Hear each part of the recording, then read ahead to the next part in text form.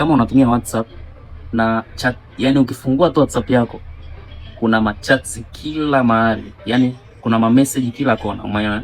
Yani message ya magrupu, message za watu. Sasa sio kila message ambazo ni za muhimu sana au unahitaji sana zionekane, kwa sababu kuna kitu kinaitwa focus, okay? Mtu ukitaka kufocus inabidi sasa chati zako, yani ukifungua WhatsApp yako ionyeshe tu chats zile ambazo ni za muhimu zaidi. Kwa hiyo kuna labda group ambalo upo au chats ambazo unazo hautaki kuzipoteza, hautaki zikupotee, lakini huwezi pia ku left group, umeona? Lakini hautaki pia kuziona. WhatsApp washa solve hili tatizo tangu muda sana. Unachotakiwa kufanya kwanza, kesho na follow, like na share video, alafu sasa ingia WhatsApp yako hapo kwenye hiyo chat ambayo unataka isiwepo kwenye macho yako, lakini kumbukumbu yake ibaki. Swipe tu hivi, bonyeza archive, okay?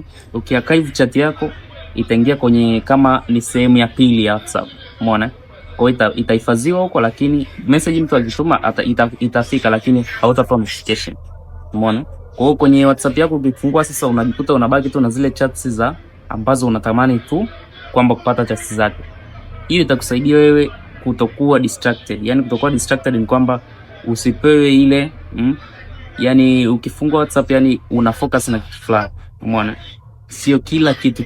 Sasa kama mtu message zimejaa inabidi uzijibu zote, ni wewe mwenyewe kama unataka. Lakini kama unataka kufocus na vitu vyako, kufocus na vitu vya chats za muhimu zaidi, archive zile chats ambazo hauzitaki kuziona machoni, lakini unabaki na zile za muhimu zaidi.